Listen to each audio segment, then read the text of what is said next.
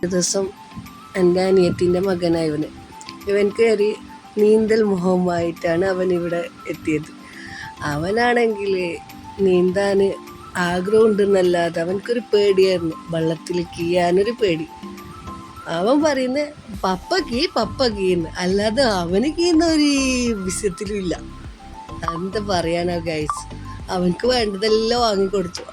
ആ വെള്ളത്തിലേക്ക് ഇടുന്നതെല്ലാം ഇട്ട് കൊടുത്തിട്ടും അവന് പേടി മാറിയില്ല.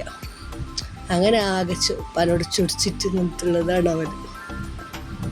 എന്താ അവൻ്റെ കാര്യം പറഞ്ഞിട്ടില്ല. ഞങ്ങളൊരു കുഞ്ഞു മുത്താണ് ഇവന്.